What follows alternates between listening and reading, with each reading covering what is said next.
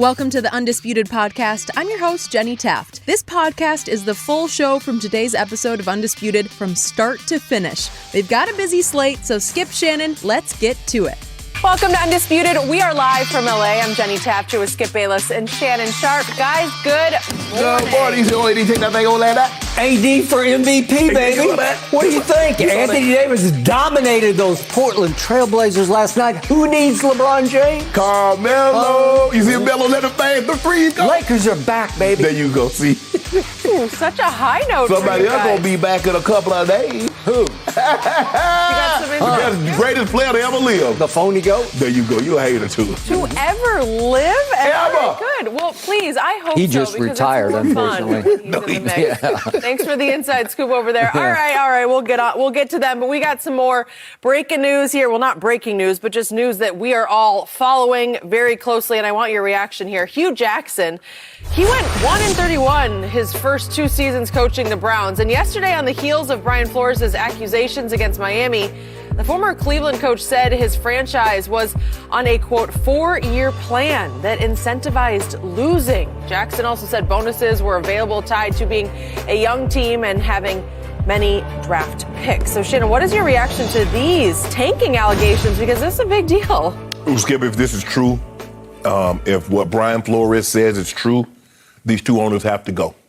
It's as simple as that. There is no other way around it, because if a player, Skip, if somebody came up to a player and says, man, you know what? I'm going to give you $500,000 if you don't try hard this game, if you drop this touchdown, if you blow this assignment. What would the NFL, what would Roger Goodell do if he were to find this out? That player would be gone. Mm-hmm. If an owner offers the head coach, says, you know what, $100,000, you lose the game. He's basically telling him to throw the game. It's the exact same thing, Skip. It's game fixing. It's just coming from an owner as opposed to some shady outside character. Yep. There's no, in my eyes, Skip, it's no difference. Mm-hmm. And I'm saying if this can not, now Hugh says he has document, he can prove that, yada, yada, yada. Brian Flores says, hey, this happened. Skip, this is bad. And unfortunately, the NFL might have to go to the lottery system like the NBA to de-incentivize this type of behavior, Skip, because you remember basketball teams started throwing the game opening night. Mm-hmm. They're like, oh, we ain't with it. We got to get Olajuwon, or we got to get Patrick Ewing, or we got to get one of these all-time great players coming out, because that's the only chance that we have of winning. Mm-hmm.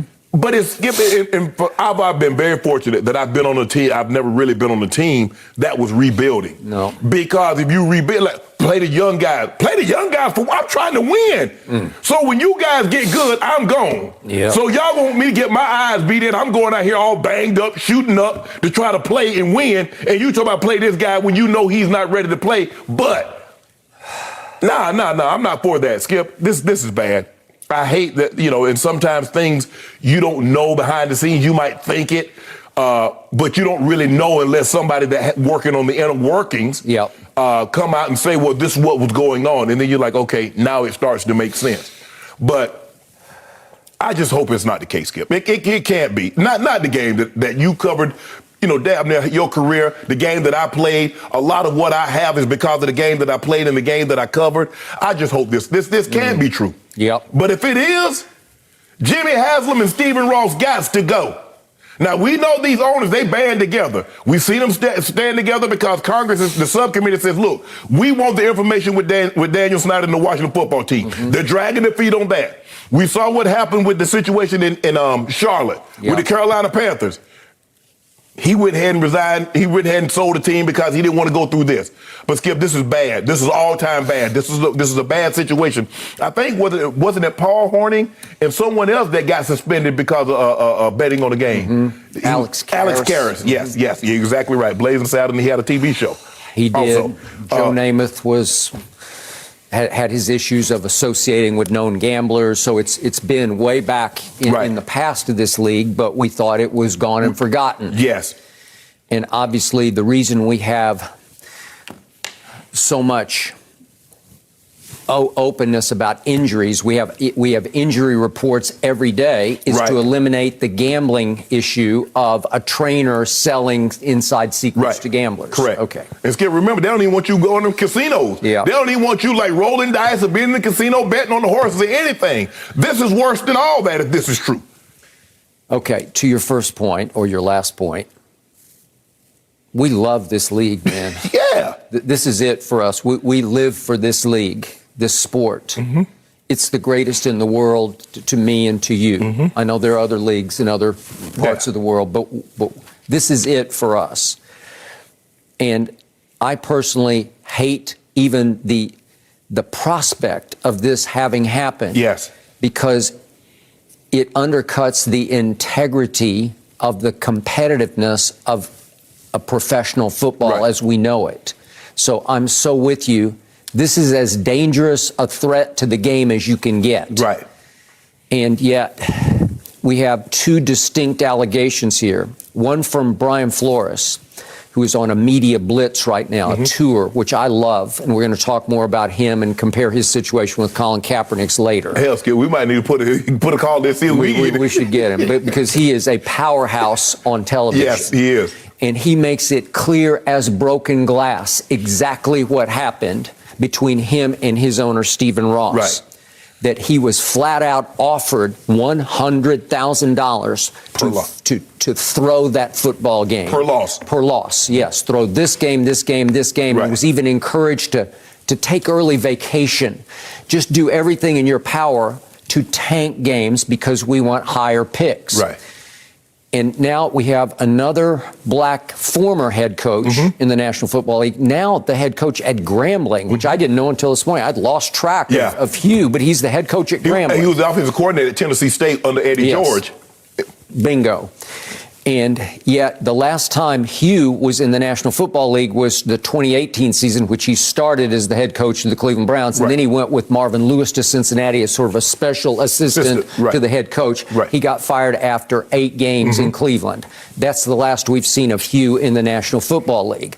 So clearly, Hue has less to lose than Brian Flores, because I don't know, Hue's 56 now, so he may be thinking he's going to make a career of it at Grambling. I hope he does. Right. And who knows if he wants to return or not to the NFL. But Brian Flores was, to me, he was at the top of the list of head coaching candidates available on the market, because I still don't know why or how Stephen Ross could come to the conclusion to fire this man after what he did in spite of that owner going 10-6 a year ago. Heck, he won 5 of his last 9 his first year there with a really, that was a pathetic team. That was that give-up team, right? That hapless team. And then this year, they lost 7, but then they won 7 and went 9-8. Skip, if you think about it, now it starts to make sense, doesn't it? Remember when Fitzpatrick was playing so well? And all of a sudden they shifted like, let's make a U-turn, let's go to Tua. And I'm like, Skip, what sense does that make? Remember, the locker room was really, it was rebelling against it. Now it's starting to become clear to me and a lot of other people. Correct. And Brian Flores was never in on Tua.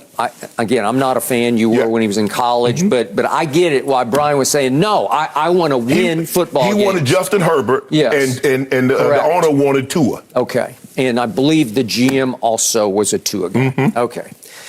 So my point is, as I look at the 2 allegations, Hughes is less clear to me. It's a little murkier. I'm not exactly sure there was some kind of bonus system or situation. I don't know. Where Hue lost me, just for the record, and I respect what he's done and I respect his allegations. But where he lost me, where I lose a little bit of credibility with him was, remember Hard Knocks? Ahead of his last coaching year, 2018, it was Baker's rookie season, Baker Mayfield's rookie season. And he calls Baker in front of the cameras, they're rolling, and he tells them, congratulations, young man, you're my backup quarterback. Really? You're the backup. Well, he's the first overall pick in the draft. So he goes with Tyrod. Well, to me, that's a coach who just wants to win games, right? Correct, yes. Yes. I mean, you don't want to throw the rookie into the fire. You want Tyrod, the proven veteran, let's see how many we can win. Right. So he goes with Tyrod until the third game when Tyrod got hurt. Mm-hmm. And then the fourth game, Baker came in that game, I believe it was against the Jets. Yes, they won it. They won it, and he had a nice finish to the game. Mm-hmm. And then Tyrod's still hurt, so you got to start Baker. You got to go to Baker. And here he went. Uh-huh. Okay. And Baker winds up having a pretty good rookie year. Pro Football Focus graded it, of the 15 years they've graded rookies, they had him the third best rookie performer. And they also pointed out that he had 40 what they classify as big-time throws, which ranked third in the league, even though he started much, fewer games than most quarterbacks did. Mm-hmm. Okay, so all that's happening on Hue's watch, although Hue's watch only lasted, they went 2-5-1, and then he's canned. Right. And goes to Cincinnati. Remember, Baker's at Cincinnati pointing at him on the sideline, but he was a special assistant to Marvin at that point. Okay, so I'm not it's just a little cloudy to me exactly what was going on. But now I shift to the NBA, which I've also covered many, many years. Mm-hmm. So I go way back to these. I was right in the thick of this Houston Rockets tanking. This was 83, 84. Correct. After they had just got the #1 pick and Ralph Sampson the year before. They had. So their rivals in state in Texas, the Dallas Mavericks I was covering, they were outraged because they said down the stretch, you were just flat out throwing games, right? And they were, Skip. And they were. But they fell only to 29-53 because the NBA in 1966 instituted a coin flip. So they're saying that's how many? That's 56 years ago. The NBA's trying to head off tanking. Yes. And they just said, okay, we'll take the worst team in the West and the worst team in the East, and they will flip a coin. And the winner of the winner of the coin flip gets the first pick. Okay, that's how Kareem Abdul-Jabbar ended up in Milwaukee. That is correct. A coin flip. Okay, coin flip. But then after what certainly appeared to me to be tanking down the stretch by the Rockets, they said, well, we got to institute a lottery here. And the lottery now is 13 teams out of 30 get to go in the lottery. It's weighted lottery. Right. So the worst record get the most ping pong balls. Yeah, it's your ping pong balls. So obviously the worse your record, the more ping pong balls you get. So you have a shot still to get the #1 overall. Correct. But it doesn't seem to every year go that way. It does not. And you can get really burned with the worst record and finish. I think the worst you can finish is 4th, maybe? Yes. Okay. Because if you think about it, Skip, some teams like the Cavaliers got really lucky. They got Kyrie, they got Andrew Wiggins, they got Anthony Bennett, all in like a 4-year span. So people are like, well, damn, how do they be the worst team every year and somehow still, even if they didn't have the worst record? Kept sending his son to the lottery, and he was luckier and luckier. And he kept winning. Okay, I got it. I don't love the prospect of the NFL having to go NBA, and I can tell you these owners, these proud men who own these teams, they don't want to have anything to do with looking like the National Basketball Association. They're two totally different leagues. But I'm with you. It seems like we're arriving at a point in time when they're going to have to reconsider to protect the integrity of their game. Right. They're going to have to go to some sort of weighted lottery. They have 32 teams. They have 2 more. Right. So would you want to go 15 deep? Right. And with weighted ping pong balls and just what it does is it discourages tanking. It does not eliminate. Right. Because I'm still, Skip, even though I'm not necessarily guaranteed to pick, I have more ping pong balls, so there's a greater probability I get the #1 pick. If I got 25 ping pong balls and you got 2, there's a greater chance for me hitting one of those than you are. All right. So we saw Sam Hinkie, remember him in Philadelphia with the Sixers.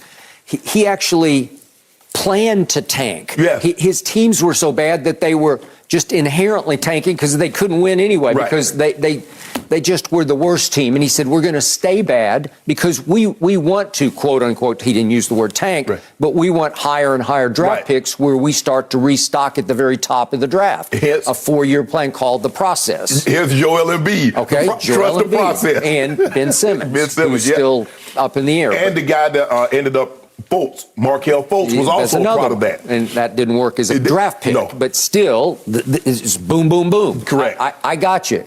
Yeah, where did Sam Hinkie wind up? I'm not sure because once he left there in favor of Daryl Morey, he actually advised your Broncos. He went NBA to NFL in 2018 it was, when for the first time in forever, since pre-Shannon Sharpe, they had a losing record, and they asked him to advise them analytically a little bit, but I don't think he's still with the Broncos. So that didn't get his career anywhere to have an inherent sort of tanking process to get those he did all that tanking, Skip, but he's not there to benefit. He did because Joel Embiid, obviously they got the situation with Ben Simmons, but he's not benefiting from the tanking. The team is currently, but the guy that put this process in place isn't. Okay. So the Rockets back in 83 leading to the 84 draft, they tanked, won the coin flip, and won the right to pick. Well, it should have been Michael Jeffrey Jordan, but they went with Akeem, and you can't argue with it because he's obviously a very. Because back then, Skip, everybody wanted a big. You had to get a big. If the big was available, I don't care how good the guard was or you got the big. Okay, and next went, unfortunately, Sam Bowie to Portland. Or unless the guard was Magic Johnson. That was a different story. And third overall in the draft, this guy named Jordan, who had stayed 3 years at Carolina, and as they said at Carolina, only one man could stop Michael Jordan, and that was Dean Smith, his own coach, right? Okay, so he goes third. But the point is, that's how it fell out. Mavericks were furious about it, complained vehemently to the league.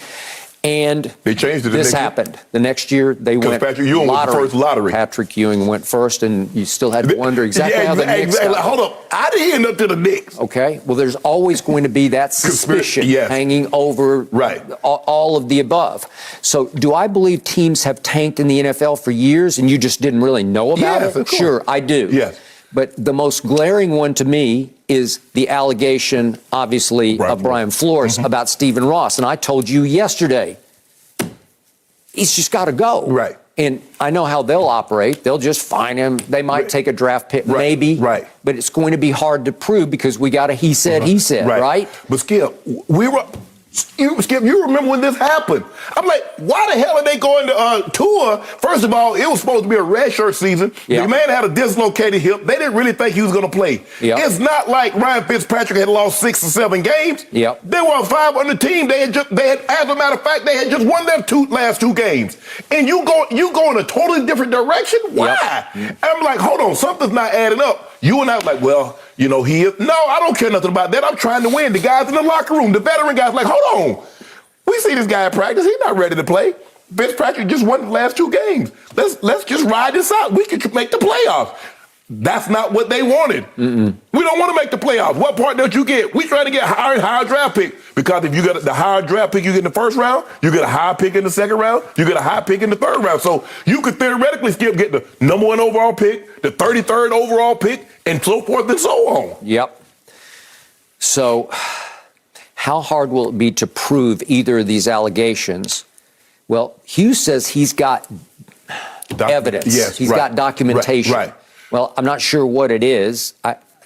I'd like to hear more from Hugh. I'm not sure that we will. Well, I mean, it seems like they're already dismissing it because they got the lawsuit and says we're going to, this is without merit. I don't really know how thorough you went through it. You don't even know Skip, I mean, just imagine, man, somebody broke in my house. Police come up short, well, this is without merit. You're not going to do any investigation? You're not going to dust for no prints? You're not going to do anything? You're just going to say my claim is baseless? And it seems like that's what the NFL has already decided. This is baseless. This is without merit. Are you going to do any investigation? Are you going to call Stephen Ross? Are you going to go down and talk to anybody that might have information privy to this subject? Are you going to talk to anybody in Cleveland? Or are you just going to say these claims are baseless? Well, obviously, both owners have vehemently denied all Stephen of the Ross above. came out with a statement like 10 o'clock last night. I'm like, well, damn, what kind of statement is this? Don't you want people in the bed, especially on the East Coast? Because it's about 10:30 East Coast time. Let's get people in the bed. Don't you want to release this early in the day? Unless you just want to acknowledge it and hope it goes away. No, this is not going away. Because the thing is, this is not just the sports stories now. If you look at Brian Flores, he's been on things that don't really talk about sports, the CNNs and the things of that nature that's really not towards the sports community. So now this is national news because I don't know if you know, Skip, I've been flipping and I see it's just not on us and ESPN and things like that. It's on national. It is. So it's not going away. Okay, the other inference here is that we have two African American coaches saying they were sort of forced into tanking, or at least incentivized to tank. Right. And Brian Flores goes so far as to say, because I wouldn't collaborate with my superiors on this issue, on tanking, that cost me my job ultimately. Right. And so the inference is, if it were a white coach, he would not be asked to taint his own personal record by throwing games. Yes. Right? Yes. For a higher draft That's pick. exactly what he's saying. Yes. Correct? Yes. Okay. So I don't know if there's been a white coach out there somewhere who was asked or incentivized to tank games. Right. I don't know. It may have happened. I just don't know of it. I don't either. I mean, because Skip, I mean, and like you said, it's going to be so hard to prove. Well, I just want to get Skip. And even in basketball, they do. Well, we want to get a look at the younger guys. I mean, when they set down Andre Drummond, or when they sit down a guy that's making $25-30 million, and they sit him down for a young guy that's making $2 million. Like, what the hell is this? Yeah. So they're like, we want to get a look at the younger guys. Get a look at them. Well, get a look at them next year in training camp or in summer league. But I'm trying to win games here. And veteran players, Skip, realize, especially in football, Skip, there's a finite period of time that you're going to actually play. And so you're not trying to 2 years from now, we're going to really be good. Hell, I might not even be in the league. Definitely might not be on this team. So what benefit it is for me to tank and help you get good down the road while I'm losing all these games. When they go ask, when I go somewhere else, well, how good were you? I mean, y'all was losing all them games. Well, hell, they were tanking. It wasn't me, it was them. But and I know, we've experienced various fandoms over even the past few years, all in on tanking this season because they know they don't have a shot. And so it's tanking for Tua, tanking for Trevor Lawrence, right? Yes. Okay, so it's been part of the fabric of the game in the bigger picture, but we just never heard about a poor coach being sort of coerced into tanking by bonuses or I'll give you $100,000 a loss. Wow. Man, look here. If that was a player and first of all, you're never getting your reputation back. And I watched this documentary on Netflix about, Headache Smith, the guy at Arizona State, and all those guys that were point shaving and the South African cricket player. Skip, you never get your reputation back after that. You never. I don't care what happened. You can find a cure. You're not getting that because in sports, Skip, people want to believe that what they're seeing is real. It's me, it's you against them. And you're trying your hardest, they're trying their hardest. Okay. Once that's not the case, people going to say it's professional wrestling. Yep. And Skip, people are already saying, I'm reading the internet, oh, man, the fix is in. Oh, they wanted Cincinnati. Oh, you get Patrick Mahomes blew a 21-3 lead. Skip, you don't want people to ever to question the integrity of your game. So bottom line for me is, my gut tells me to believe Brian Flores. Yes. I'm not quite sure about Hue, but I'm not discounting it. I'm just not quite sure. But I believe Brian Flores. I believe what you said. I think Stephen Ross needs to be forced to sell the team. I also believe that we need to think seriously about a lottery system to protect the integrity. And yet my takeaway from all this is, I'll bet you Stephen Ross gets wrist slapped at the worst, and I'll bet you there's no way they ever have a lottery in the NFL. You're probably right. And Jimmy Haslam, nothing's going to happen. Hell, he was already in a federal lawsuit. It ain't nothing happened. I don't know how many players can get in a federal lawsuit and still be able to come back and still play without missing any time. Nope. That happened. But listen to your guy, Jerry. When you hear Jerry, that 10-year-old Skip, he ought to be ashamed of himself. Well, we're going to talk about that. Oh, boy. I'm going to talk about that. No mercy. So, Odell Beckham Jr. had 9 catches in the Rams' NFC Championship win, and the receiver is set to play in his first career Super Bowl. A large part of Odell being on the verge of winning a title with the Rams was because of his dad, who got behind the free OBJ movement trending online this November. And as we all remember, Odell Beckham Sr. posted a viral video showing Browns QB Baker Mayfield missing his son early and often before his son finally got released and signed with LA. His dad was not shying away from it. Shannon, would the Rams have made the Super Bowl without Odell? Nope. No? And I like to think I had something to do with that because I was the one that said, give Odell free. The armor style. Give us free. I think LeBron James did that. I was before LeBron. You were before? Oh, so you're preempting your man LeBron. Did you hear that, LeBron? So OBJ is armor style now. Yeah. Skip, look.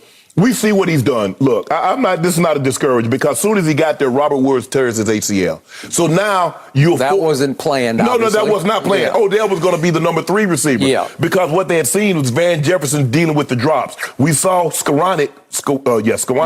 We see him deal with the drops. He's a special teams guy. He can come in, games out of hand, he can play. But to count on him in playoff ball game and playoff moments, he's not there yet. This started back in the regular season. Week 17, OBJ, 4th down, catch. Game-winning touchdown, OBJ, catch. Arizona pick right up where he left off in the regular season. Caught all 4 of his targets, opening touchdown, 4 catches, 54 yards. Did you know, Skip, he had 6 catches for 69 yards against Tampa. 4 of those catches were for first down. Now we talked about, he only had 9 catches for 113 yards. 6 of the 9 catches was for first downs. So 13 of his 19 catches in the playoffs have been for first down. Could I interest you in that? Sure, I could. OBJ has caught 83% of his targets in the postseason. Number 1 among wide receivers. I want to hear you say Cooper Kupp. Has Cooper Kupp? No. I just asked you a simple question. OBJ has caught 83% of his targets in the postseason. Number 1 among wide receivers. Did you realize that's better than Devontae? Did you realize that's better than Debo? Did you realize that's better than Cooper Kupp? Oh! So you are now saying officially that OBJ is better than Cooper Kupp. That's what you just said. I didn't say anything. Shannon Sharpe said Odell Beckham Jr. is better than Cooper Kupp. That's what I just heard. That's not what I said. But I will say this, that Pro Football Focus got him rated the 4th best receiver in the playoffs. Graded the 4th best receiver in the playoffs. That's your Bible. Where's Cooper Kupp? I don't know anything about that. I'm just saying right here about this. And you see the differences, Skip, is that the games have been very close, 3-point ball games. Those first downs, you saw it. Those first down catches keep drives alive. Keeping drives alive gets you closer to a touchdown or a field goal. OBJ, they would not be in the Super Bowl. If you go ask Sean McVay, if you go ask Matthew Stafford, are you in this position without OBJ? Absolutely not. And OBJ Sr., even though he didn't put the video footage together, but 12 minutes of the man hitting the man in the back of the head like he's David Beckham. Yeah, that's a header. I need a header. Bouncing the ball off his foot. Odell's good with his feet. You see them feet, quick feet. But it's football. Hands. Did he put those 4th down Odell drops on that video that he posted? I don't remember. Have you seen it? Let me ask you a question. Have you seen any drops in the postseason? Have you seen any in the postseason? I didn't think so. I didn't see him either. And I was at the game. They'll be running new routes. Crisp, too. I think you were distracted by the Rambassador. Looking at all the celebrities in the crowd. That's what I think you were distracted. There were a bunch of them. There were a lot of celebrities in the crowd. Including Shannon Sharpe. Okay, I'm going to quote the great Sean McVay. Coach of the Year, Sean McVay. That's what he thinks in his mind. That's what you believe. Yeah. Sean McVay said right after they got to the Super Bowl, after they won their game against San Francisco the other night, he said, we would not be in the Super Bowl without Cooper Kupp. You buy that? Yeah. Cooper Kupp. Yeah. Okay, he didn't say without Odell Beckham Jr. He just said without Cooper Kupp. Well, Skip, you need both of them. I don't believe you go. If you just have Cooper Kupp and Van Jefferson and Skoranek as 1, 2, 3 receivers, do you believe they're going? Absolutely not. Absolutely, I do believe it because I have respect for Van Jefferson. I believe he would have been at least as effective as Odell. I think he's a touch faster than Odell right here, right now. He's just younger and healthier than Odell. That's my point, Skip. Okay. I'm not saying he's not going to be good in the future, but we're talking about right now. Remember, we just talked about that earlier. I ain't worried about the future. I'm worried about right now. Okay, but his targets have fallen dramatically over the last 3 or 4 games. Why is that? Well, because people are daring Matt Stafford to throw it to Odell because you said from up in your luxury suite the other night that you saw a lot of double coverage. I didn't see any on my TV. But there were 4 or 5 snaps in which Odell got double. I don't know any, but whatever. I'll defer to you on that one. But I still say that certainly in the last 2 playoff games, teams have dared Matt Stafford throw it to 3. Yes. Throw it to 3. We'll let you have 3 because this other guy, what number is he? 10, Cooper Kupp? Yeah. 10. We just can't stop him. Right. We triple him and we can't stop him. San Francisco was all over Cooper Kupp and he still annihilated them. I've never seen anything like it before. He just gets open. Just like right, left. There's no question he's having a historic season. When it's all said and done, he might have had the best statistical season for a wide receiver in NFL history. He's going to be well over 2,200 receiving yards. Yeah, I mean, Cooper Kupp at Tampa, the play before the play that won the game. Remember the 20-yarder that got them out of trouble? Yeah. Sail route. He put a move on Sean Murphy-Bunting, who I considered their best pure cover corner. Just pure. I know Carlton Davis is pretty good, but Murphy-Bunting is great in the slot. Hey, he is a slot corner, and he is trying to cover Cooper Kupp, and he got faked. Do you remember? Faked literally off his feet by Cooper Kupp, who ended up running an outcut for 20 yards, and they're out of quote-unquote jail. And then the next play, Cooper Kupp runs a decoy route right past Antoine Winfield for, 44 yards? 44 yards, ball game, right? Game over, season over, career over for the GOAT. That's the play that sent the GOAT into the sunset, right? Yeah. To Cooper Kupp.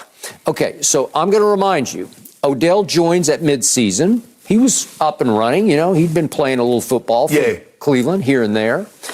Is obviously Baker's fault, but the point was he joins and he's got 8 regular season games, pretty big body of work, right? So what does he do over those 8 games? He averages catching 3.4 balls a game. 3.4? This is Odell Beckham Jr. for a grand total of 38 receiving yards a game. That's over 8 games, not over 2 or 3, over 8. Yes. Let's compare it, shall we, to, Antonio Brown joins the GOAT, joins Brady in Tampa last year. Last 8 games. Remember, he didn't join until 8 games. Is he suspended? Yeah, he's suspended, right? Yeah. Okay.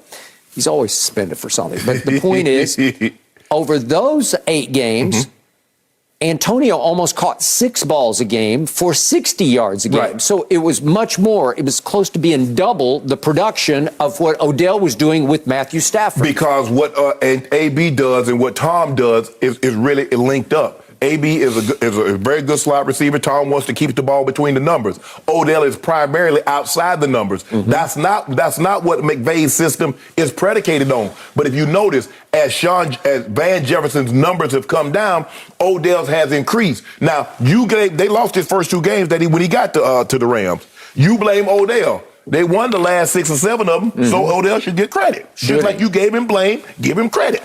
Yeah. Would you believe that Matt Stafford, when Odell joined, his QBR at that point for the whole year, the previous, what would that be, 9 games, was 69. That's leading the league. Yeah. And all of a sudden, with Odell, I don't know, is it just coincidence? It starts to plummet. It drops all the way over the next 8 games to 54. That's quite a drop off. But you told me on several occasions you have little to no respect for Matthew Stafford because you don't believe he's that guy. Well, and what did we start to see? And we saw it Sunday. He will force the ball into situations that doesn't need to be forced. Okay. And so that's what he started to do. He started to force throws. He got how many pick sixes? 4? 4. Okay. Last 8 games with Odell in his lineup.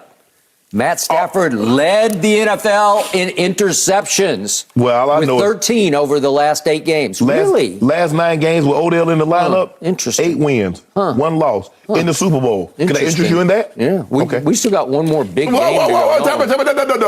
We're not talking about the future. We're dealing with right now. Odell, a major contributor on a Super Bowl, on a team that's going to the Super Bowl. Skip, it's okay to say, you know what?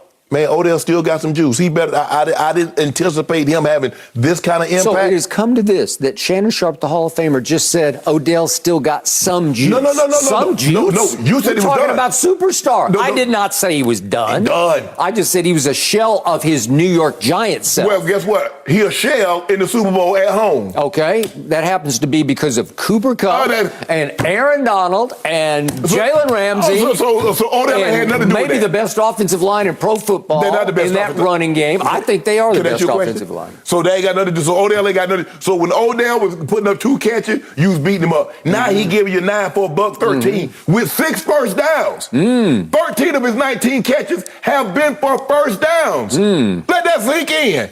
So over those last 8 games, it was interesting because on just pure targets, Odell was way down the list. He was the 4th in targets on the team. Where they in catches, though? I mean, you 4th. So what you do, Skip, that's what you do. You might be 4th in targets, but you're 2nd in catches because you maximize the opportunity. No, yards. Like yards, he was 3rd, okay? He had 305 receiving yards over the last 8 regular season games. AB last year had 487 over his 8 games. He's just a little more explosive right now. AB was than Odell is now. But he Odell more had, I told you, Odell had 3 surgeries in the last 4 years. And one of them was major, because it was the ACL. But guess what? Odell, your guy, the guy that you said that's explosive, might have cost your guy the opportunity to play for the Super Bowl. Probably One guy came to L.A., kept his... Hey, see, if you keep your head down, you can't hear the noise because sound's up here. So you just keep your head down. You can't hear Skip Bayless talking foolishness. You can't hear those people in Cleveland talking foolishness. Just keep your head down. Yeah, keep it down, Odell, and you can't hear me spitting truth. And guess what? Spitting truth over here. That's what I told him. I said, Odell. Yeah, you advised him. Keep your You're head his big brother. Keep your head down. And when your head pop up, you'll be in the Super Bowl. Did he have and Lord, behold, there we have it. Whoop, there it is. Did he have his head up in the locker room after the game? Because it looked way up. Yeah, you see, Odell was, he hit Von Miller, I was waiting to see Sean McVay. I was waiting to see Sean McVay hit that thing over the right quick. But he's saving it for the Super Bowl. Really?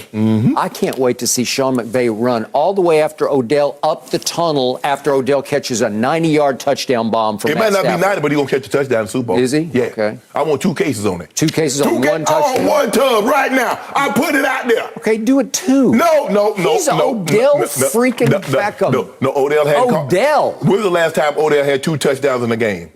Well, one, I mean, come on. One tub. Yeah? I'm going out there on a limb right now. Matt Stafford gets down there 1st and goal at the 2, and he looks up, and they got 3 guys on Cooper Kupp and 1 guy over here on Odell, split way out left, out wide. Think about what you just said. With 1 guy on him, and it's often like some backup corner. Oh, now he's back in the backup Seriously. corner.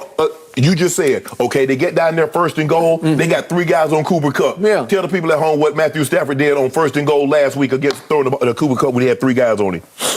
Well, he threw it to him and they got picked. When he could have went down there one-on-one and had him a tub. Yeah, but Matt Stafford threw it behind Cooper Kupp at the goal line. The fact of the matter is there's 3 guys on him. He shouldn't have thrown it nowhere near Cooper Kupp. Okay, but how many times has Matt Stafford gotten away with forcing the ball to Cooper Kupp in ways that he didn't early on get away with forcing the ball to Odell? He don't have to force it. Odell be open, snagging that thing. You see Odell snagging over the building, get down, don't take the hit on this rail throw, caught that thing. Jimmy Ward speared him. Odell popped right up and said, bro, you can't hurt this. I wonder if I can find some Odell pom-poms on the internet somewhere, because I got to get them. I'm going to get a rush order. I'm going to get them delivered to my doorstep tomorrow so I can bring them to you tomorrow. Skip, Odell pom-poms. I'm gonna guess what? Next week I'm gonna have Odell jersey. Are you? Yep. I'm gonna give you Odell jersey. Yeah. You're going to wear, you already have you one? You do rank 3rd on this show, so you should wear number 3. That's okay. Odell will get that Super Bowl ring. Are you feeling good about it? I feel very good. Aaron Donald, Bond can get number 2. You got the Hollywood All-Stars on your team. We do there are a lot of stars. Yeah. Oh, I cannot wait. Okay, well, this should be interesting for you guys. Listen up. Despite Tom Brady not mentioning the Patriots in his initial retirement post, Bill Belichick posted his own statement applauding TB12, calling him the best player in NFL history. Brady then reposted that quote on his own Instagram with the reply, "Thank you, Coach Belichick. I appreciate being coached by you, the greatest coach in NFL history." Shannon, scale 1 to 10, how much do these two truly just love each other? Like, it's this true love and admiration. You just feel it. Skip, in a situation like this, you know how football works. I believe this is a 1, but the relationship is built on respect rather than love. I'm not so sure that Terry Bradshaw loved Chuck Noll or Joe Montana loved Bill Walsh. I think Joe did. I don't think Terry did, but go ahead. I think there's a healthy level of respect. Okay, I buy it. Not the relationship that Drew Brees and Sean Payton had, or Peyton Manning and Tony Dungy had. Yep. Coach, I believe that's what, because Peyton, that's That's Tom's peers. He sees the type of relationship that Peyton has with Tony Dungy. He sees the relationship that Drew Brees has with Sean Payton or Ben Roethlisberger with a Mike Tomlin. He sees that, and he's like, why can't I have that type of relationship with my coach? Because your coach is old school. The old school coaches kept players at arm's distance because they knew there was going to come a time, Skip, I might have to bench you, I might have to cut you, I might have to trade you. Yep. And that will clog That is correct, and that was classic Chuck Noll versus Terry, but go ahead. Exactly. Yeah. Skip, talking to, I went to Coach Reeves' homegoing ceremony. Yep. And was talking to Dan Reeves, coach in Denver. My first coach, and I was talking to his wife and the kids, and it's like, we had our favorite players, and said, Dad, the daughter, one of the daughters was telling me that Dad would say, don't say that. Yeah. He says, because that's good. I like that. He said, because you're going to cloud my judgment. Yep. Because I don't want to disappoint you. I don't want to disappoint your mom. Those are your favorite players, and I'm going to have to make tough decisions. And Dan was a chip-off Coach Landry's block. He was absolutely a chip-off Coach Landry's block. Yeah. He said, and it's going to cloud my judgment. All right. So just keep that to yourself. Okay. Coach Belichick is more in line with the old school way of thinking. So he was never going to allow Tom, or he was never going to allow himself to get buddy, chummy, Skip, and go play golf, some of the things that Tom would have liked to do. Or maybe in the offseason, Tom and his wife, Coach Belichick and his wife now, maybe go have a bite to eat. Nope. That was never going to happen. Never going to happen. And I believe Coach Dungy and Peyton had lunch and dinner together. I believe Sean Payton and Drew would break bread together. That was never going to happen. And all the things that he's saying now, Brady was like, bro, I was there for 20 years. Not one time did you utter that. When they would ask you how well I played, you said everybody played well. When they ask you, everybody has good players. It's kind of like the Maxwell song. Yeah. All the things that you should have said that you never said. Yeah. All the things you should have did that you never did. Yeah. Let it go. That's just the way it is, Skip. Guys have emotion. Guys have feeling. I should tell you this all about. The greater the player, the more prideful he is. Yeah. And things bother him. Things hurt. It bothered Tom that he could not have a relationship with Coach Belichick beyond player coach. And that's the way Coach Belichick Heisman posed him. He kept him at arm's length. That's not an accident, because Coach Belichick is thinking like, Coach Belichick is a professional coach, but he think like a college coach. I only got this guy for 4 years, so I'm going to get him up out of here. I can't get close. He'll be gone. Coach Belichick had the guy for 20 years and still wouldn't let him get close. Yep. So I don't think there's a whole lot of love. I think there's a level of respect, but I don't really think that you coming over to my place, I'm going over to your place. I don't think it's that type of relationship. I don't think they ever had that. Now, Skip, it might thaw because we heard Tom when he first released his statement, thanking everybody. Yeah. There was no Patriot. Nope. Nothing to be thought of. Yeah. And I'm not surprised by that, because I went through the very same emotions when I wasn't re-signed by the Broncos, saying, I ain't going back there. I don't want to be in no part of this. I ain't mentioning them. And if I'm fortunate enough to make the Hall of Fame, I ain't mentioning nobody. But after time, Skip, you start to think, man, damn, I did have 10 good years there. We did win Super Bowls. I did make a mark there. Yep. And let that foolishness go. It happened. Shannon, you okay, bro? I think in time, Tom will go through the very same emotions that I did. He'll realize that he had 20 great years there, Skip, 6 Super Bowls, the friends that he's made. Yep. And it'll fall. But right now, it's still fresh. So you're going a 1 on the love scale. Yeah, I'm going to 1.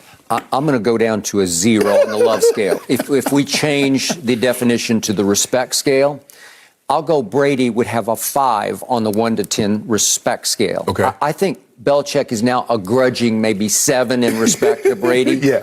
But these two are now pitted as arch rivals historically. Till death do them part. Their careers, their impact, their percentage of dynastic value will be pitted against each other. Yeah, because we saw Tom leave and go do something that Coach Belichick hadn't done without him yet. That is correct. Right now, it's big advantage Tom. Yes. And my bottom line takeaway from yesterday, nice versus nice, Belichick made nice first. Yes. Brady only responded nice, right? Okay. Yes. Okay, so let's look at quickly the history between these two. Let's go back to when Deflategate reared its ugly head The night of the AFC Championship game versus Andrew Luck and the Colts in Foxborough, halftime, big controversy, challenged by the Colts, deflated footballs, blah, blah, blah. You know the whole story. The following Saturday, ahead of Super Bowl week, Belichick calls his own press conference in Foxborough. Never happened before, never done that before. Right. Called it. Hastily called news conference, right? Before they left for Phoenix in the Super Bowl against Seattle. And he flat out threw the quarterback under the bus. Don't ask me, ask my quarterback about deflated footballs, right? That was the first shot fired. That was the first crack in whatever foundation there was between these two. It wasn't a love foundation, but a respect foundation, which led to the ESPN story, Seth Wickersham, about Belichick was ready ahead of 2017 season to go with Jimmy G. Wanted to go forward with the quarterback he handpicked to be the successor to Tom Brady, and Kraft stopped him cold in his tracks. And you believe that Tommy went upstairs to Daddy and cried about it, and Daddy said, okay, I got your back on this one. And he told Bill, you will keep Tom Brady. You will trade Jimmy Garoppolo. You will trade him. And I think Belichick just flat out got sabotagey there because he's got some scoundrel in him.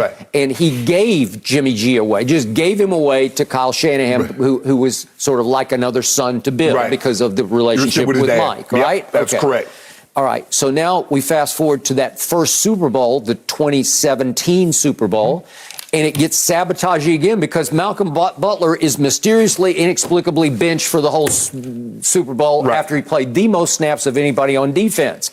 And you could tell Brady was out of his mind over that one because he liked a post the next day by Malcolm Butler saying, I have no idea what this was. People were accusing Malcolm of some misbehavior during the week. Curfew. And he said, absolutely not the case. And Brady liked it, which put his stamp of approval on Malcolm.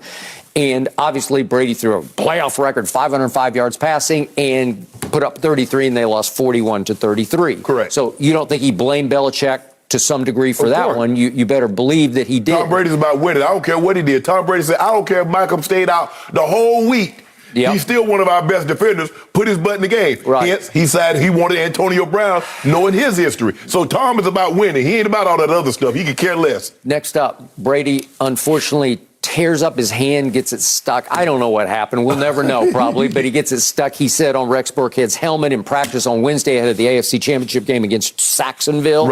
Remember, in Foxborough? 12 stitches required in the palm of his throwing hand, with which he had to play against Jacksonville in the cold at Foxborough. They're down 20-10. He throws for 124 in the fourth quarter and 2 touchdowns. They roar back to win 24-20. And right after the game, Belichick's asked about how Brady toughed it out or whatever, and he said, the quote was, it wasn't exactly open heart surgery. He couldn't say one nice thing about what his quarterback did.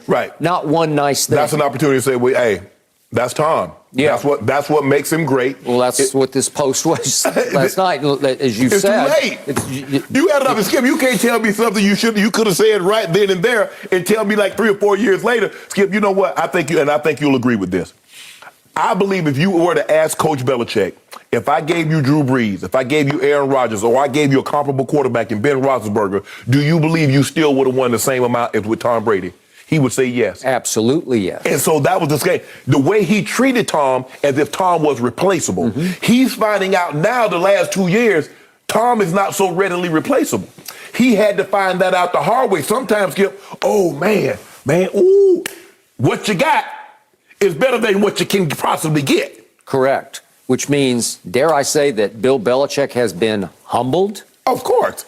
What happened with no Brady the first time around, the first season with Cam at quarterback? They went 7-9. It was the first losing season since Brady took over. The injury. Yep. Okay, back in 2001. He didn't lose, because they were 8-8 that year in 2002. They went 11-5, even though they didn't make the playoff the year Brady tore his knee up. So you're right. So you got to go back 2 decades before they had a losing season. First losing season. So this year they started off poorly. They got hot. A lot of people thought, we got a Brady-Belichick Super Bowl, and then they got not hot. And they finished 10-7, and they wound up at Buffalo in a playoff game in which they lost 47-17. It was the first perfect offensive game ever played in the history of the NFL by the Buffalo Bills, who scored touchdowns on every single possession. They did not punt. They did not kick a field goal. They did not turn the ball over. It was the first perfect wall-to-wall game, and that came against the GOAT coach, the defensive guru, Bill Belichick. As I said, could it be counterfeit Bill? I don't know. That's what I just think now, Skip, he's not going to change. He is what he is. I mean, if he didn't change for Brady, he's not changing for Mac Jones. He's not changing for anybody else. Because, you know, you make the case, and I believe Brady is the GOAT quarterback. Is that how you treated him? So whatever. So how are you going to treat somebody different than what you treated him? Because he always going to like, oh, Brady, I did this to Brady. And you mentioned how he would bring and put the tape on of a mistake that Brady made or a mistake that somebody else made. I've seen that before. Now, I've seen coaches, hell, it happened to me, a mistake that I've made. Never the quarterback. I've never seen it, even to a quarterback that was not of John Elway standard, who was my quarterback for 9 years. I've never seen a coach put a tape on in front of the entire. Now, maybe they go up to his office, or maybe they're in the quarterback room, Skip. But I've never seen what I've heard Coach Belichick does to his team, especially the quarterback. Not that guy. So Mac Jones, I thought, was pretty good for his rookie year. Pretty good. He finished 16th in QBR, so middle of the pack. Not bad. Not bad for him. And I think you'll always say that Mac Jones is not bad. You'll also always say he's not Tom Brady. Well, you ain't gonna say, guess what? You're going to say that about every quarterback from here until as long as they're playing football. He ain't Brady. Okay, so Brady is now dealing from a huge position of strength in this arch rivalry. So it was a PR touche. If Bill makes nice, then Tom's going to say, okay, you made nice, I'll make nice a little bit. I'll call you the greatest coach ever, because it's like, touche, I'm in charge here because the advantage is on my side, because I went in a pandemic to Tampa and took a 7-9 team and won the Super Bowl. He made everybody. He made everybody reach out first. I'm going to say what I say about Tampa and the greater Tampa region, and I want to thank Bruce Arians. I want to thank my teammates here in Tampa. I want to thank Jason Light. I want to thank everybody. The end. We're going to talk about Mr. Kraft and his situation a little bit. Well, we'll just mention it quickly because it was reported Teddy Johnson, the former linebacker, said that he was told that Mr. Kraft threw a fit when Tom did not mention any Patriot. There's no Patriot reference in his initial post. That's not an accident. Okay. Well, I'm sorry, I have no sympathy for you, sir, because you were the one who blessed pushing Tom out the back door in the end, because you ultimately chose Belichick. Skip, and we talked about it, and what I say, it's the same situation as Jerry Krause and Jerry Reinsdorf. Everybody blamed Jerry Krause. Oh, he broke it up. He broke it up. Everybody say Coach Belichick broke it up. Coach Belichick name ain't on no checks. Bill Belichick is not the owner of the New England Patriots. So I'm not surprised that Tom took this approach. Reach out. Y'all bow down. When I hear from you guys, I'll respond. But I'm not sending out no kudos, no kumbaya after what you guys did to me. So ultimately, Tom Brady wins again. Tom Brady real petty for this, Skip. You know he petty. Well, what did I always tell Ruxpin. He's a sore loser. I told you that from the start. He doesn't want to go shake Nick Foles' hand. He's not going to do it. And he's not going to figuratively go shake Robert Kraft's hand in the end. He's not going to do it. Tom Petty. I mean, not the original Tom Petty. I like that. That's good. Why you know all those songs? Tom Petty? Who doesn't know Tom Petty? I know Tom Petty. Yeah, okay. But I can't believe Tom, you real petty for this one. But I like it. That about so him. you like it. See, you're admitting you like it. I love it. I do. I love pettiness. You know, I'm just thinking Belichick, he didn't write that. Someone else put that together. I mean, it's just the whole thing. We've been on this for a while, guys. Okay, guys, Jim Harbaugh has reportedly told the Michigan Wolverines that despite interviewing for the Vikings job yesterday, he plans to return to the school for the 2022 season instead of jumping ship to the NFL. Well, Minnesota now will continue their search. Michigan was reportedly, quote, elated to get Harbaugh's decision. So, Shannon, Harbaugh to the Vikings seemed like it was a done deal earlier this week. I mean, they were all reporting it in Minnesota, too. What is going on here? He went back to Michigan with his hat in his hand, huh? Well, did he? He What's did. going on? Skip, here's the thing. Skip, look. I think the thing is that his stock is not as high as he thought. And what happened is that he went to Minnesota, Skip, thinking this was a foregone conclusion. That's why he picked that day, National Signing Day. Most coaches, they're at the university. He just thought, I'm going to show up. I got this thing in the hand, got this thing in the bag. Your boy good. Bye-bye, Michigan. See y'all in the rear view. He sits down. They start asking questions. Probably about 5-10 minutes in, he realized, I ain't got this job yet. They asking me real questions. I thought it was going to be, hey, we glad to have you aboard, Jim. Well, they already had one discussion before that. I also think, Skip, is that his knowledge of the general manager may have worked against him because they worked together in San Francisco. Even though he was in a different department, they know each other. I keep hearing about culture and how they want to be and how they want a collaborative issue. The one thing that does not go well with Jim Harbaugh is collaboration. And I think that worked against him because they was like, okay, it might be a very similar situation to what we had previously. And that's not what we want. In order for a relationship to work, especially in football, the head coach and general manager needs to be attached at the hip, just like the quarterback and the head coach, Skip. And I felt the general manager felt that, you know what? This is the same old Jim. He ended up 4 years and he blew it up. The culture became toxic. It ended up blowing up in San Francisco. And it's probably going to be the same thing here if we were to bring him on. And so there's like, you know what, Jim, I don't think this is going to work. It has all happened before, Skip. You know, you and I, we sneaker guys. You know, we got that plug. I got this plug, this new shoe coming out. It's going to be hot ticket. I already called old boy. Old boy said, I got you, Sharpe. You know, I got that 13. I set that thing aside for you. And then when you show up, man, we only got so many. Man, you knew how many shoes you going to get from the drip. You had me come down here. I thought I had the shoe. Not, hey, Sharpe, you got that? Nah, man, you know, I ain't even want it. You know, so now he got to go back to bed. Man, I ain't really want to be in, I ain't want to leave Michigan. That's my home. You know he wanted that job. So you think he crawled back to Michigan? He crawled back. Because guess what he said, Skip? This is not going to be an every year thing for me that I'm trying to jump to the NFL. That's actually what the AD said. This is not going to be an everyday thing, every year thing. We'll see about that. Okay. I see this completely upside down from you.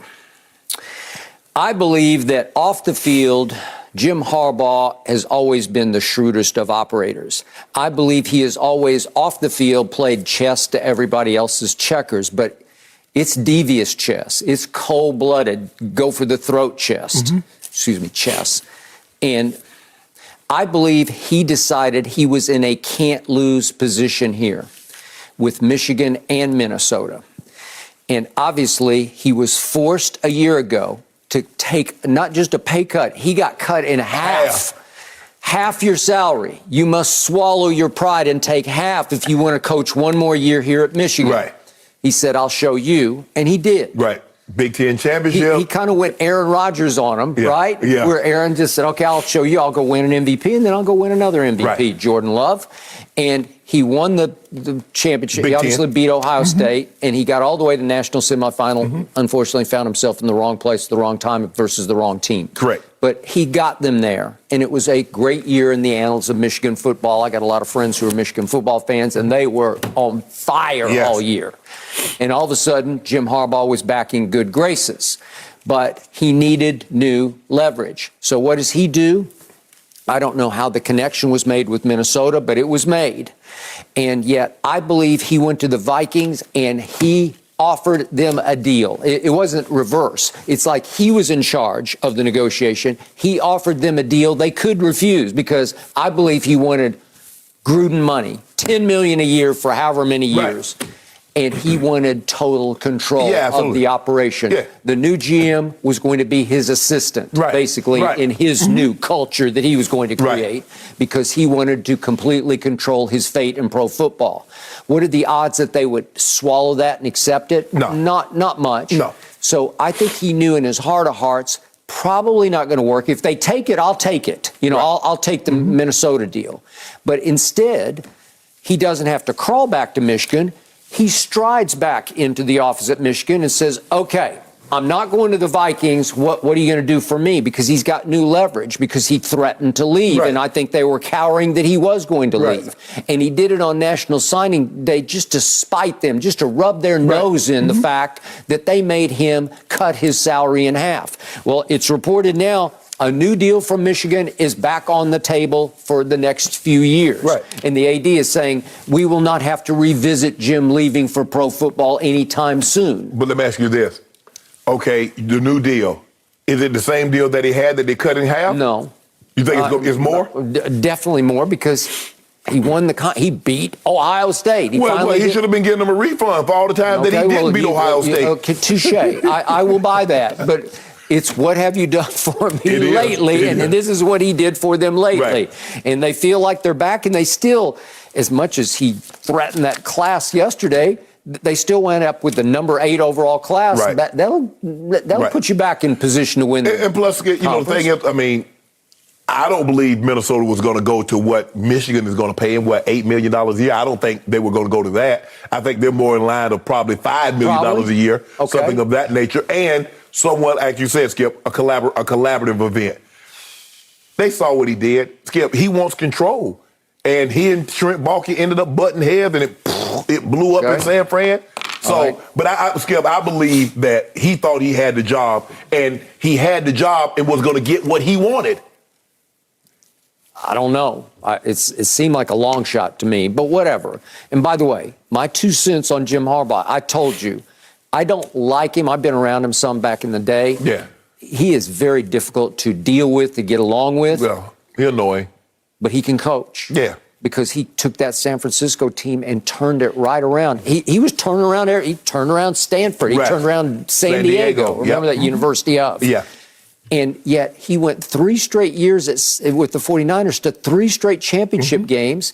And we showed the video yesterday. The second year, if not for Jim Harbaugh, I'm not sure there would be a Colin Kaepernick. He should have went, the first year, Skip. Yep. Because if Alex Smith could complete any passes. Yeah, because he got Eli'd at home in the NFC Championship game. But they had a home NFC Championship game to get to the Super Bowl. Yes. Then they got to the game against his brother, obviously, and the Ravens. Right. And we got Colin Kaepernick, thanks to Jim Harbaugh, throwing into the end zone to Crabtree, and it's just blatant interference. They should have had it 1st and goal at the 1. It's a grab. It's a hold. I mean, today, like you said this yesterday, they call that. Yeah. Right? Come on. Are you kidding me?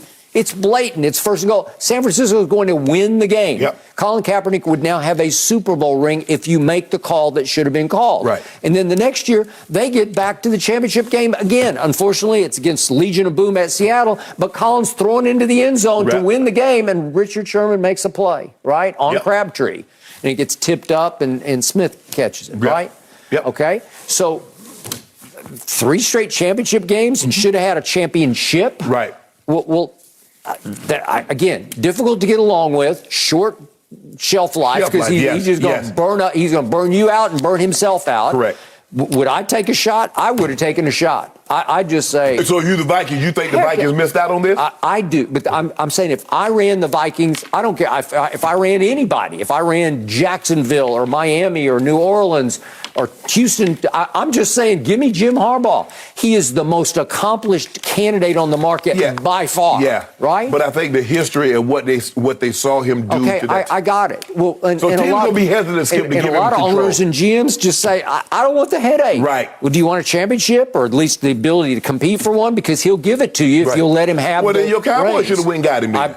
Hey, I'll take him. Would I take him over? Drop the mic. Please drop the mic. You would take anybody. You take me over drop the mic. You take anybody. If Jerry would hire you tomorrow, I would give you up to coach my Cowboys. Except you hate them, so you'd sabotage them. No, I wouldn't do that. I mean, that seems to be the going rate. We get some high draft picks. I guess so. So one last thought on the Vikings situation.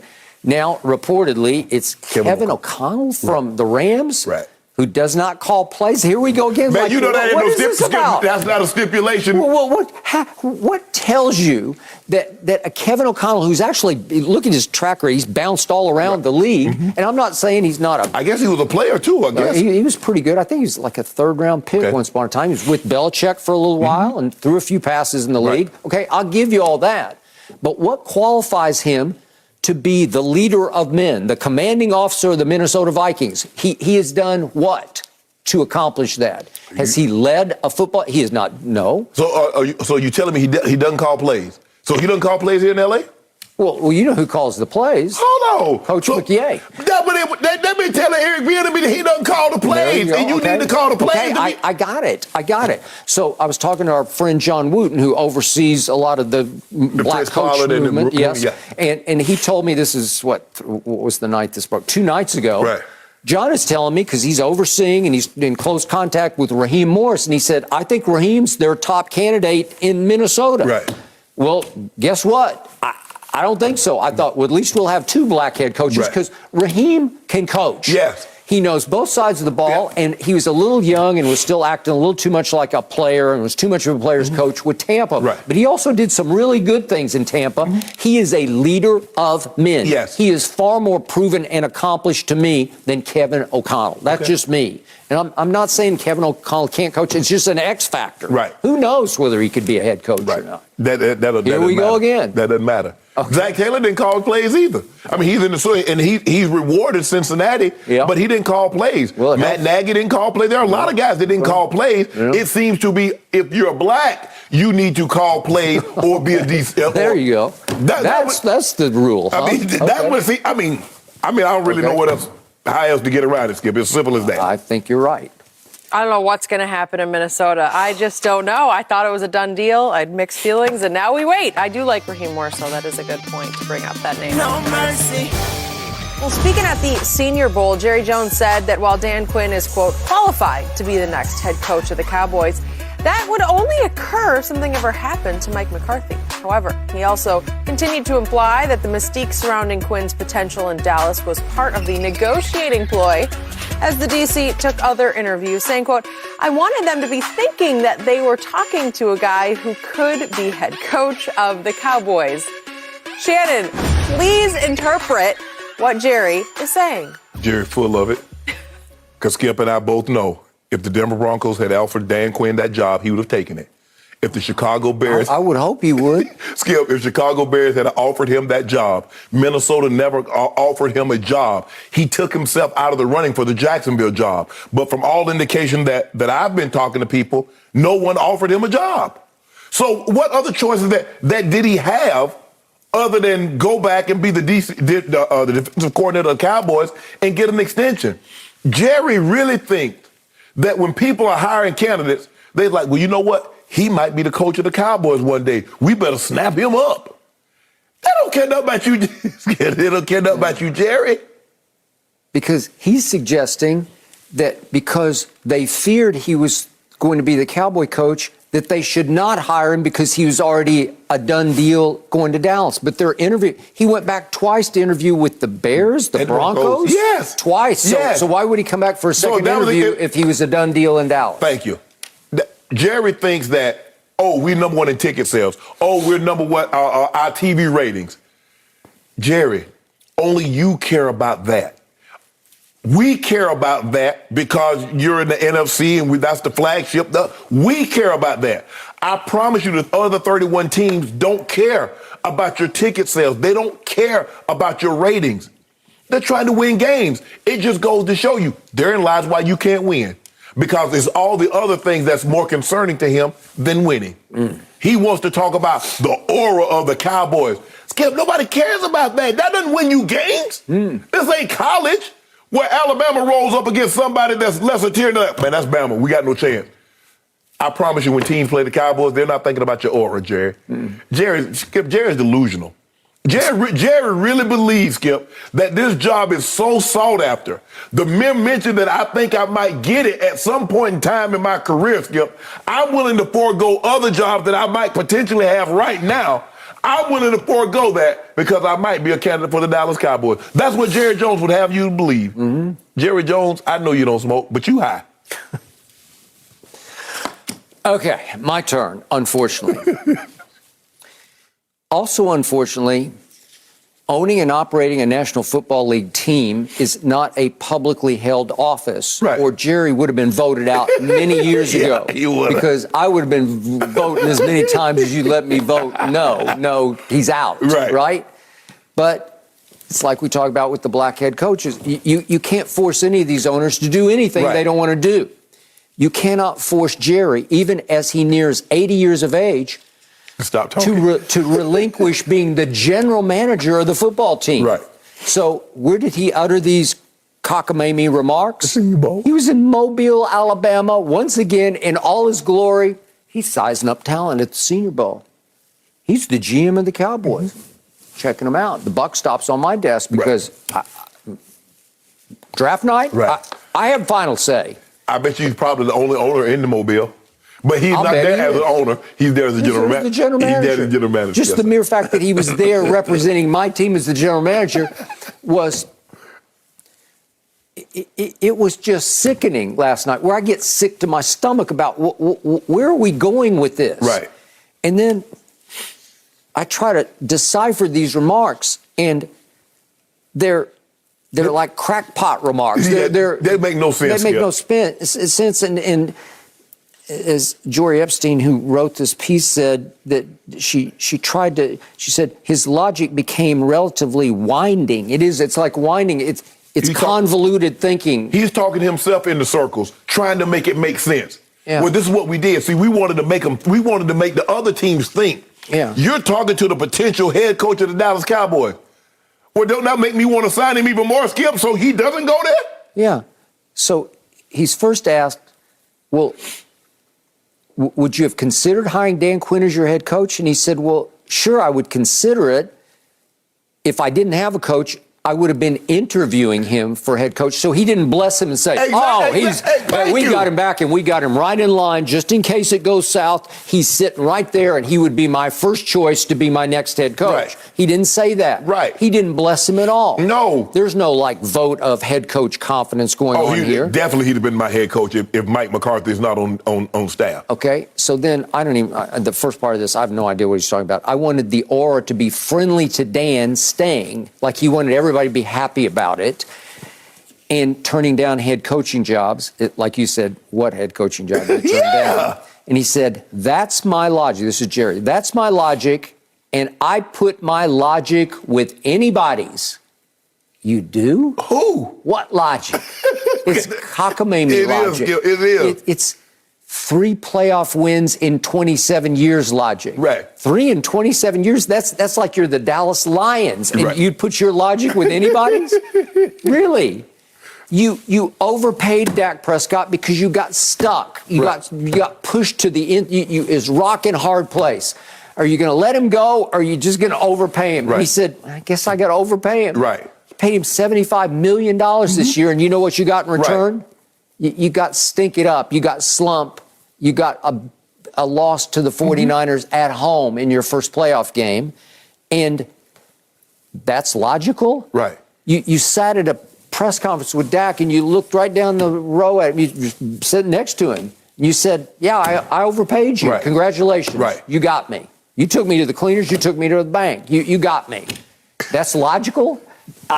I don't get any of it. I can't explain any of this. And then no, you can't, because poor Dan Quinn, he's basically saying to Dan Quinn, I bamboozled you. I sabotaged you because I wanted everybody to think that you were going to be my head coach, and there was no way you were going to be my head coach because I'm committed body and soul to Mike McCarthy. Right? Yes. He said that. You kept reading the quote of just, it's now 3 weeks ago, but the week before the playoff game, he was saying Mike McCarthy's not getting enough credit. Yes. Not enough credit. Right. He should be commended. He should be commended for how you came out flat and deadheaded and lifeless and fell on your face against Denver. And then the Raiders on Thanksgiving, and then Arizona at home, and then the 49ers at home. He should be commended for that. And then after they lose, Skip, he's on the radio or he's on record saying, well, I'm tired of making these corrections after the season. After our season is over, we need to make those corrections during the season. Well, that's what we've been trying to tell you, but you said Mike McCarthy's doing an excellent job. He should be commended for the job that he's doing, even though your team continuously start flat. Your team was the most penalized team in all of football. Everything that happened in the San Francisco game happened over 18 weeks. It did. And you had no especially over the last 8 or 9 weeks. Skip, he had no problem with it. Yeah. Because remember, they finished, their last 11, they finished 6-5. Right. So go ahead. Yeah. So over the last 11 games, came down to one game, the 49ers. So everything that happened in the 49ers game basically happened over the last 11 games. It sure did. And you didn't have a problem with it. Now you want us to think, again, he's the smartest guy in the room, Skip. You know, sometimes when people get to make a lot of money, they feel that, but okay. This is what I did. This is how I played it. I wanted the other teams to think that Dan Quinn, you talking to the potential head coach of the Dallas Cowboys. Yeah? Really? What? Clearly, guess what? They were unmoved by that because they didn't even offer him the job. They were so unmoved. They were so, boy, that Dan Quinn, the Cowboys, we got to get him. We got to jump on him with both feet. They're like, nah, we good. Okay, I will agree that in the beginning, Jerry says he was the most sought-after coach on the market. Yes. And I agree. It seemed like he was getting the most interviews, so I would have put him at the top of the most wanted list, right? Yes. But then I don't know what happened. It felt like he had to crawl back, and Jerry did sweeten his pot. He gave him a raise and extension, bully for him. Right. But I guarantee you, he gave him no guarantees that if McCarthy falters next year, that you're going to be my number one choice. No, he didn't give him any. Because you can't put that in writing. No, I just believe that had Dan Quinn gotten a solid offer from one of these teams, he's leaving. Not? Yeah, and then Jerry is boasting like badges of honor. This is the third time I had one of my coaches turn down a head coaching job, and he's talking about Sean Payton turned down Al Davis just because he didn't want to work for Al Davis. That was way back when under Parcells. Yes. 2003, I believe it was. And then Jason Garrett had that flurry of job offers, Giants and Falcons, I believe it was. And Jason wanted to stay because Jason played in Dallas. And Jerry's point was they all wanted to be head coaches of the Cowboys. Now he's saying Dan Quinn wants to be the head coach of the Cowboys.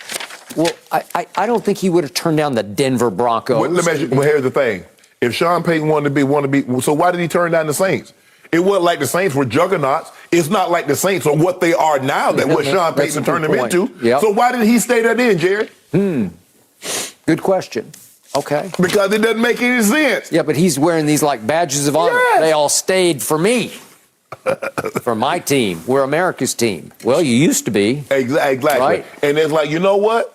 We're going to go somewhere where the owner's not going to be butting in. It's not going to be meddlesome. Yep.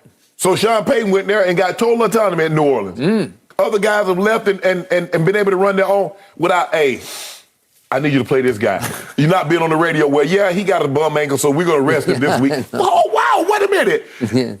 We ain't saying nothing about no resting the guy. I mean, the training staff had not even said yay or nay. Jerry on the radio and talking to reporters said, that's what we're going to do.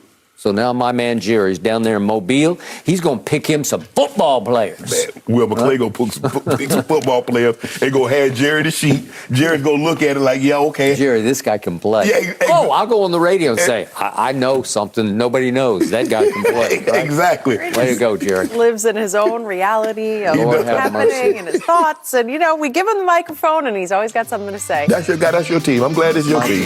No mercy.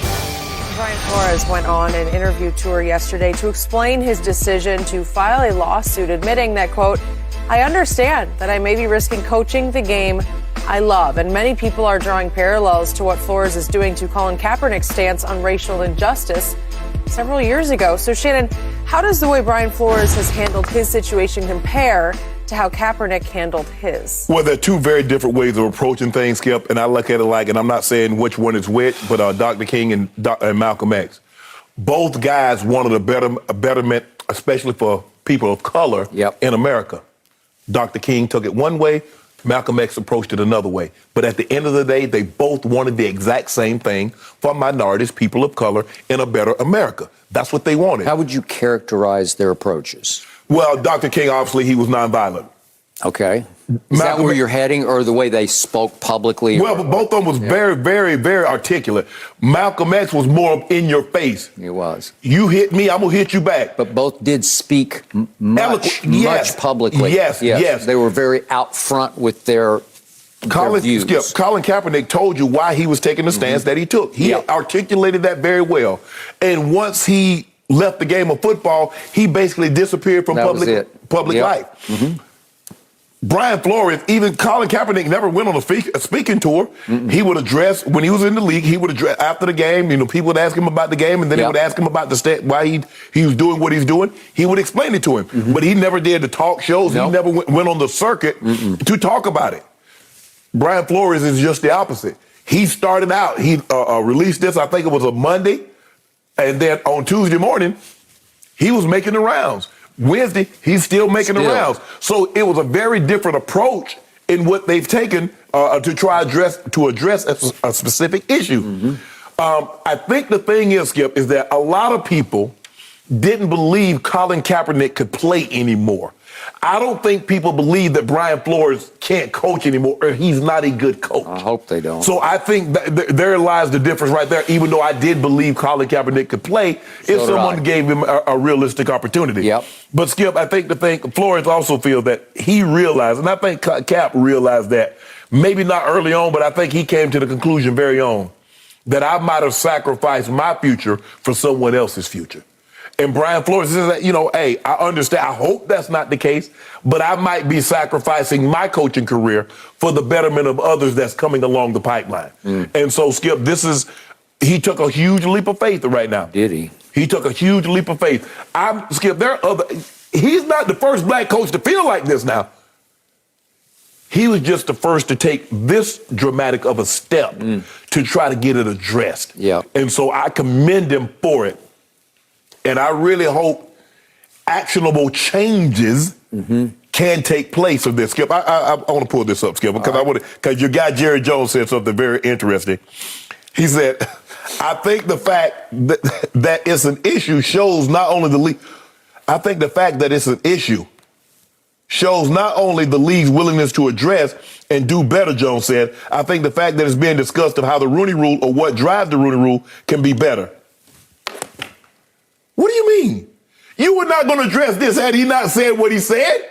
You were not doing anything. And Skip, when they asked him, the reporter asked him, okay, what can you do? He said, Jones declined to suggest specific ways the league compliance with diversity mandates could improve. Because he got none. Ain't nothing wrong with it. I'm going to hire who I want. That's how I improve it. I hire who I want. That's it in a nutshell. The fact that's the issue, Jerry. That's the issue. The fact that it is an issue. That's the issue. Not the league's willingness to address it. The fact that it is an issue. He just doesn't get it, Skip. Jerry doesn't care to get it. But anyway. That is true. Back to Brian Flores. I commend him for doing what he did. He took a huge leap of faith. I hope it turns out. I hope actionable changes come. But Skip, I guarantee you if Dr. King was still alive, he would be disappointed that we're still having to fight for things that he started fighting for, voting rights and civil rights and things of that nature. We're still fighting. But the only way things change, Skip, this is what we know. The only way things change is through litigation. You look at every actionable changes, be it rights, voting rights, civil rights, women's rights, gay, lesbian, LGBTQ rights, everything has had to go through litigation because people are unwilling to change on their own. Because if they were, Skip, we wouldn't even need those rights. We wouldn't even need amendments. But we had to get them. So kudos to you, Brian Flores. So allow me to start with the fact that Brian Flores and Colin Kaepernick have obviously been all-time courageous. And I believe, unfortunately, that both men have effectively, quote unquote, died for their causes.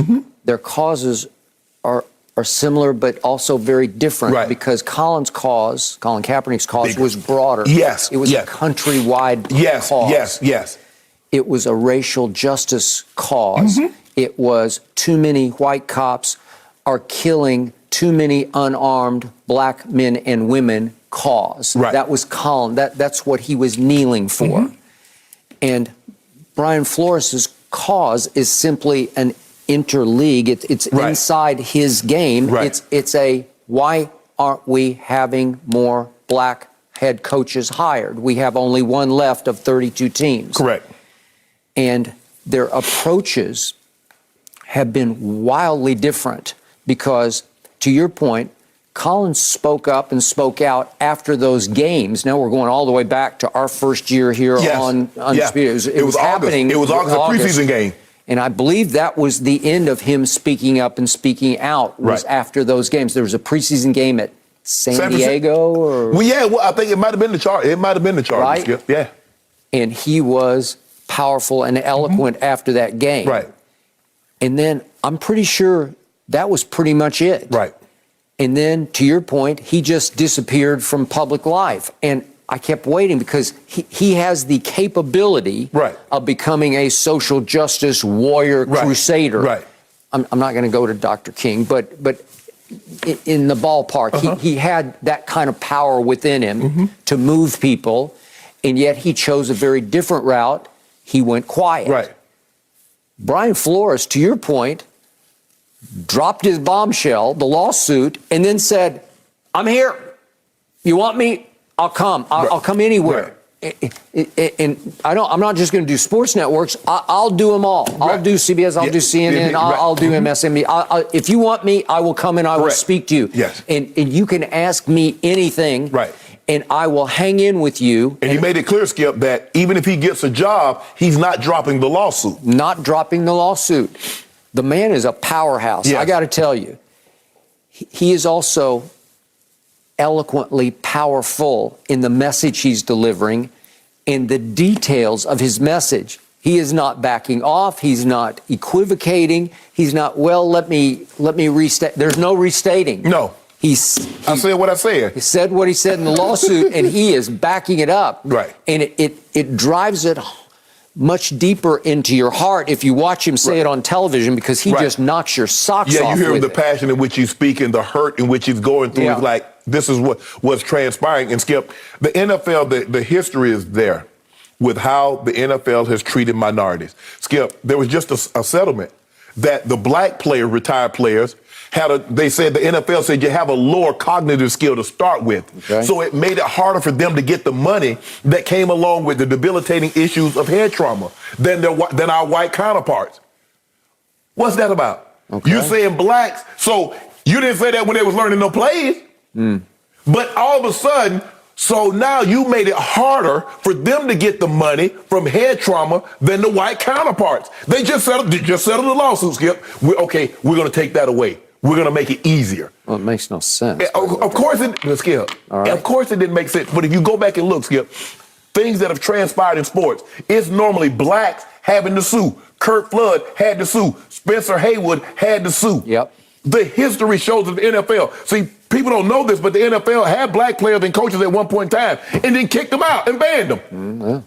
That happened. Yep. So this notion that the NFL has been this pristine, now the league office is a different argument, Skip. They had to do a great job with diversity, women, African Americans, but the teams, again, what we're saying, Skip, this is not a Roger Goodell. No. Don't ask Roger Goodell. Don't ask Troy Benson. Ask Jerry Jones.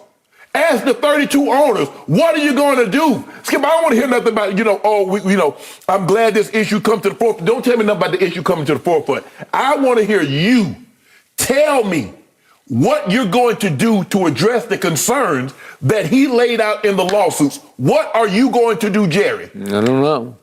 I say good luck on getting that answer. Exactly.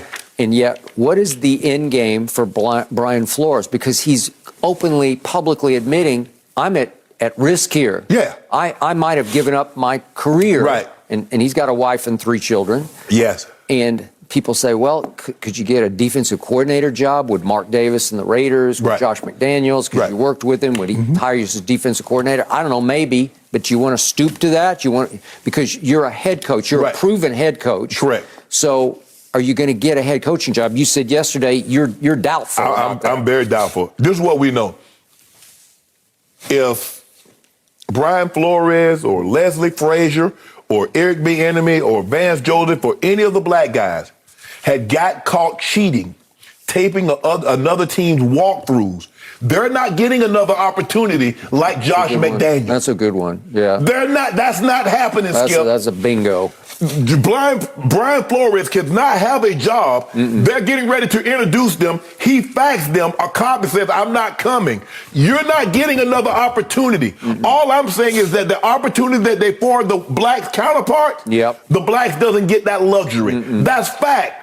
I'm not trying to make something up, and I'm not talking about, well, Shannon, that's not isolated. We got a 100-year history of imperial data of how minorities have been treated in the NFL. And I don't want no more slogans. Don't paint the end zone. Don't put no BHM. I don't want none of that. I don't want no diversity. I don't want no stop hate, stop racism, love one another. I don't want any more symbolism. I don't want gesture. I want deeds. Okay. Could Brian Flores segue, if he can't get a job in the NFL, to becoming that sort of racial justice crusader, a spokesman, to be out front for the cause? Yeah, he a coach. Okay. That was Dr. King's calling. Well, no At doubt. 26 years of age, I think in 1956, 1955, that was his calling. 26. Think about that. Dr. King was 26 when he started this. Lost his life, I think he was 39 in 68. Ended up losing his life in 68, April of 68, April 4th, if I'm not mistaken. And he was a minister by trade. You know. But that was his calling. Yeah. His calling is to be a ball coach. As he said, I'm gifted at it. Yes. And he is. But, sometimes, Skip, you have to take a detour in order to get back on the road to which you was traveling. Yes, so. I just hope tangible changes come about this, Skip. Because we've seen this so many times before. They're like, okay, the owners and Jerry Jones, we knew. Jerry said, we need to do a better job. Well, you never said that before he brought this lawsuit. Now, one time I heard Jerry Jones say, you know what, we need to do a better job with minority hiring. I need to do a better job. Don't say that. You got to be for, Skip. Look, there's something about law. Why when you have to go before that man or the woman in the black robe that you start to do right? People won't do right until you threaten them. All right. Well, we do hope to see change, and we've been saying that all week and really for years at this point, guys. No mercy. According to Fox Bet Sportsbook, the Rams are now favored by 4.5 points over the Bengals in next week's Super Bowl. Matthew Stafford and OBJ are playing for their first Lombardi trophy, but it appears that Cincinnati's youth across the board is leaving bettors with some concerns that LA could turn this game into a blowout. So, Shannon, do you see the Rams covering 4.5 points? Yeah, I feel very confident in this. I feel very confident in this. Very, very, very confident. I think the Rams' offense is a little better. I think their defense is better. I would give the edge to the Bengals in the kicking game. I like McPherson better. They have been struggling with some kicks lately, especially coming up short on a few kicks. And so I think that I like Hecker in the punting game. So for me, Skip, I think if you look at it offensively, defensively, okay, I'll give the special teams unit to the Bengals. Coaching, I'm gonna give to Sean McVay. So yeah, I feel very comfortable with this. The thing that concerns me is that Joe Burrow is different than any quarterback that I've seen. I've never seen a quarterback take the kind of punishment that he took against Tennessee and says, can I have another? Can I have another? And he didn't flinch. He was unmoved. Didn't turn it over. And he didn't turn it over. So I believe the Rams can generate pressure, but you're not going to shake him. And so somebody that you can't shake, he's going to be there to the very end. But I do feel comfortable that the Rams are the better team. Now, that remains to be seen that night. But I feel comfortable that they'll cover the 4.5. I love what I'm seeing from Matthew Stafford. I mean, I saw what he did. He forced Tom Brady to retire. He did. And he did a number on old Jimmy G, who you love. I can't believe you took Jimmy G. You called a man Jimmy Gag over Matthew Stafford. No, I took Kyle Shannon in the running game. That's all I took. I told you cannot let the game slip back into Jimmy G's lap. And I told him, make Jimmy G do some actual work on the class project and not just turn it into the teacher and get credit. The 49ers totaled 50 yards rushing, 50 yards. They usually get 50 on one carry by somebody, by Debo or somebody. Yep. 50 total yards. Make Jimmy G participate. That meant that all of a sudden Jimmy G was it, and he went Jimmy Gag And you right know on who schedule. got the better 1-2 punch? Cooper Kupp and Odell, or do you like Chase and Higgins? I just want to know. I love Cooper Kupp and Odell. Okay, I love okay, Odell Beckham Jr. because he's turned back into a top 5 receiver. Matt Stafford sent the GOAT home, and Aaron Donald is the greatest defensive player in the history of football. There you go. See, there you go. In the history of football. You ain't got to do hyperbole. Jalen Ramsey is the best corner. He is a shutdown corner next only to Deion Sanders in the pantheon of the National Football League. Why you got to do hyperbole? You sound like Jerry Jones. I still think the Rams' offensive line should be ranked number one. Never seen anything. It's just a bunch of road graders. And they got Cam Akers back miraculously in like 4 months from a torn Achilles. It's never happened before.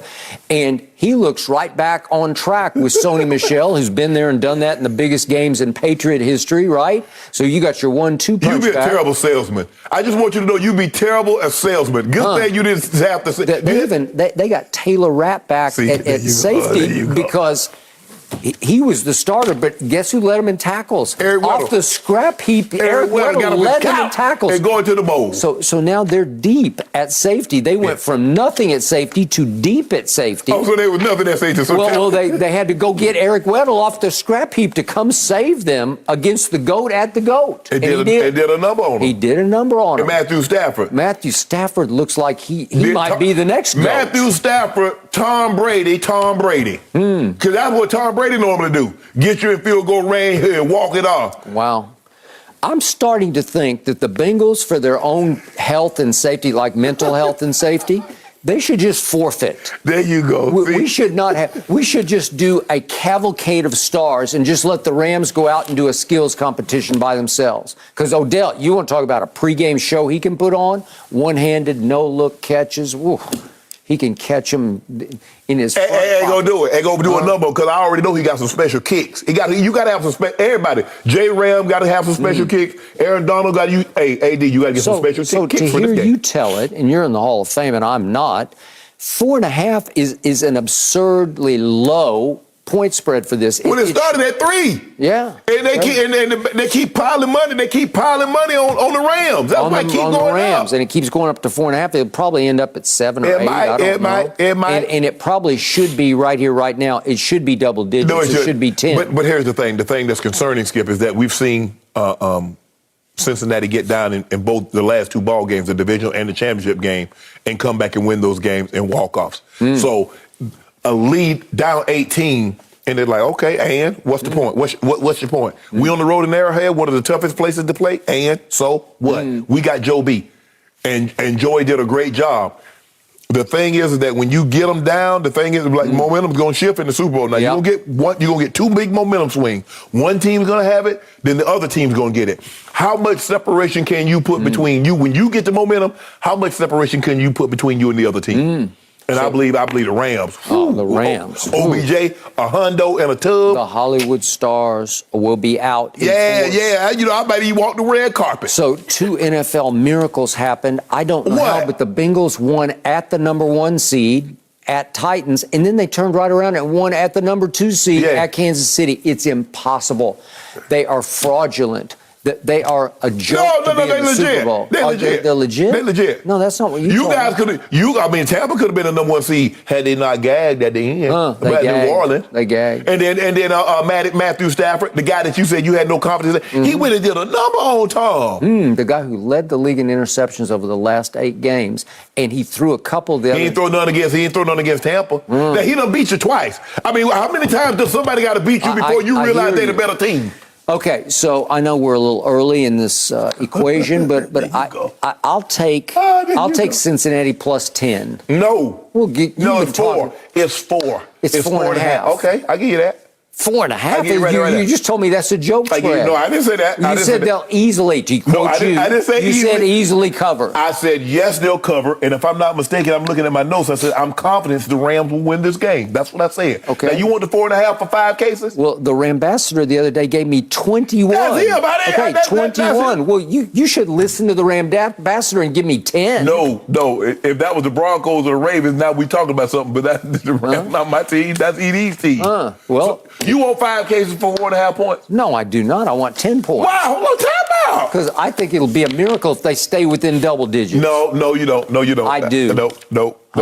So Joe Burrow's in his first year of starting. Are you kidding? He's in his second year of starting. No, first full season as a starter We got hurt this year. Skip, the man got hurt. He started last year. He just got hurt. Yeah, come on, have some guts. I got guts. Put your due where your mouth is. No. The I went to games Jerry have Jones been going to be at the so Super Bowl. good. I just don't want to see any kind of blowout situation. Why'd you bring Jerry into this? Okay, we're moving on. No mercy. While the Lakers won without LeBron last night, they still sit 2 games below 500, currently in the 9th seed in the Western Conference playoff race. And Charles Oakley thinks that's not good enough for the King, telling SiriusXM Radio, quote, his legacy right now is he definitely wants to win a championship before he retires. He might leave LA to get it. He left twice. He'll leave again. Shannon, do you agree? Skip, I know Charles Oakley very well. Actually, I'm interviewing him on Friday for his book, The Last Enforcer. And so he knows LeBron. He's close to LeBron. But I don't believe LeBron will leave, Skip. Now, this is what let's go back here. I believe the Lakers will try to get off Russ this offseason. Now, how effective they are in doing that, I think will go. Now, if you can get off Russ, get another, I'm not saying superstar, but get another top-level player to team up with LeBron and AD, I think that greatly increases his chance. Because he's not going to just, the Kareem record, sure, he wants that. But he wants to be able to contend and compete for a title in the process of going for that record. Yep. And if that's not in L.A., he does have 1 more year on his contract, Skip. If that's not in L.A., well, he might have to take his show on the road. And that's what you do when you're, Ringlet, they went to different city every week. Every week. They had to take the show on the road. So that's what we do. We want everybody to see this, what we got going on. So if that's not what we want to do, but if we're forced to do that, I don't think we have a problem doing that. Because like Oak said, we moved before, moved from Cleveland to Miami, Miami back, Miami to Cleveland, and Cleveland here to L.A. So we moved before several times. Cleveland to Miami, Miami back to Cleveland, Cleveland to L.A. So we moved 3 times, actually. I am with Oak on this. And I think the oak tree that is LeBron James will be uprooted and will be replanted elsewhere, maybe by next year. Because we all know LeBron James is the greatest front runner in the history of basketball. Unfortunately, with the Lakers now, he has little to no front to run with. Much of that is his fault because he helped put this team together. I think he had final say. He wanted Russ. You wanted Buddy Hield. He said, let me have Russ. And now he's stuck with Russ. And they're stuck with Russ maybe into next year because they owe him for next year $47 million. So to me, LeBron probably, as we speak, is scouring the countryside saying, James Harden get up out of Brooklyn, we might go to Brooklyn. Might go to Brooklyn. We might do that. Or those Cavaliers got a little something. No, we ain't fooling with that again. We're done with him. No, not third time's the charm. We might go link up in Philly with Joel Embiid. Okay, why not trade clutch for clutch? Why not Ben Simmons to the Lakers for LeBron James straight up? It's over. Huh? It's over. Is it? It's over. With the process, the process and the King? Yep. Well, automatic book it. Are you advocating automatic that right book it? I ain't advocating anything, but I'm saying book it. Well, then that should happen after this season. I start getting size for my ring. Would you? Yeah. Really? Yeah, I would. Huh. Yeah. LeBron would be in year 20. I don't care if he's in year 22. And Joel Embiid will be in year what? Still giving folk the business. Yeah, sometimes Joel Embiid looks like he's 64 years old, right? Oh, now you want to take a shot at Joel Embiid. I love Joel Embiid. He's the best center in basketball. You disagree? Now you want to back off that? No. You want Jokic. Jokic.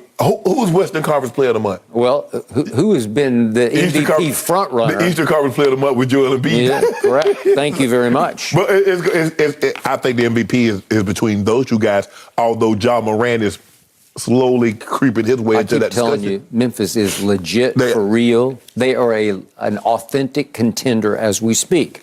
But back to this. So you have just blessed, straight up, clutch for clutch, Ben Simmons for LeBron James. Look, we're doing hypotheticals. First of all, the man came to L.A. for a reason. His family's here. They love it here. His kids love it here. Bronny Jr. is at Sierra Canyon. Bryce is also at Sierra Canyon.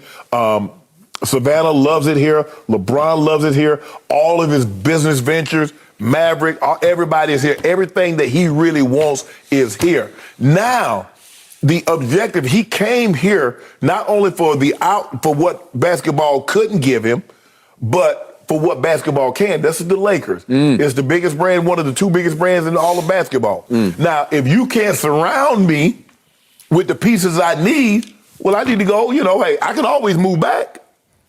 Well, they're just off season here, right? No, it's going to be our full-time home. Yeah. Well, remember once upon a time when LeBron was scouring the countryside, there was a report that he actually, I think it was he and Savannah flew to Philly to check out private schools. We ain't living in no Philly.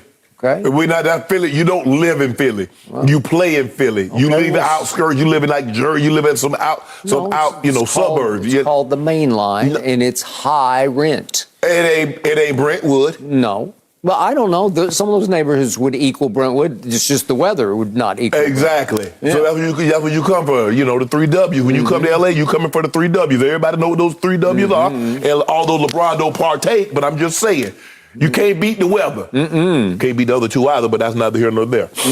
So LeBron is gone from the Lakers. No, Shannon Sharpe. Well, that's not what I said. That's you not just what I said. concluded that. I said it's going to be incumbent upon the Lakers to convince LeBron that they can put pieces around him that he can contend for a title. That's going to be Rob's job.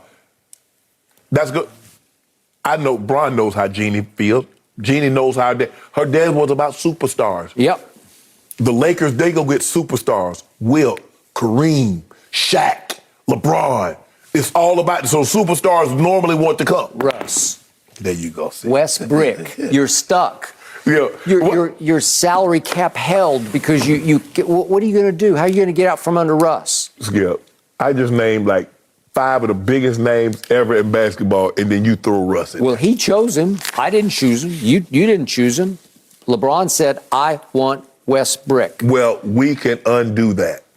Yes. Well, yeah, if you trade him for John Wall, then you're stuck with John Wall. No. There you go. Wait, why you keep on trying to... Because that's the only way out of this. That's your only escape. Let us work out magic. The offseason will come around. Doesn't look like we're going to be able to do anything. I think the trade deadline is February the 10th. Doesn't look like we're going to be able to do anything by then. No. Okay. It looks like you're going to be playing in, as in playing. It don't matter. It don't matter. Play in. Hey, we get in, somebody in a heap of trouble. Really? So somebody in a heap of trouble. You're predicting this year you're going to win a championship? All I'm saying, if we get in, play in, it doesn't matter. Somebody's in a heap of trouble. Somebody's going to play out. You're very confident let that guy get healthy. Really? And the way AD playing. It's been an interesting season for you guys, Shannon. No mercy. Mike McCarthy still has his offensive coordinator in Dallas for now, although Kellen Moore is still up for the open Dolphins head coaching job. And if Moore does get another gig, Stephen Jones says McCarthy is a safety net that'll keep Dallas offense afloat. Shannon, would McCarthy calling plays be a good idea or bad one? Skip, if Mike McCarthy is your safety net, your ass hitting the ground. The last thing I want to do is give him more responsibility. Skip, he can't handle the job with the little responsibility he has now. Kellen Moore calls the offense. Bones runs the special team. DQ runs the defense. All he has to do is situations. Challenge when you're supposed to and things of that nature. Go for it, don't go for it. And he monks that up. So now you want him. So now, Skip, he has to call, because when you call plays, Skip, you just can't call the play and watch the. You got to be thinking, okay, what if we don't get this? So it's gonna be second and this. What play do I run? You got to cross that off. You're like, okay. You want Mike McCarthy to have more responsibility, Skip. I think Kellen Moore is a good offensive coordinator, Skip. You led the league. You're number 1 in points scored. You're number 1 in yards gained. And you're like, oh, we got a safety net. Did you see Mike McCarthy the last 3 years in Green Bay? I guess they missed that. I guess they didn't see that. But anyway. And did you see how the way he handled the first 2 years in Dallas? The mistakes that he made? You okay with that? Okay. You're number 1 in penalties.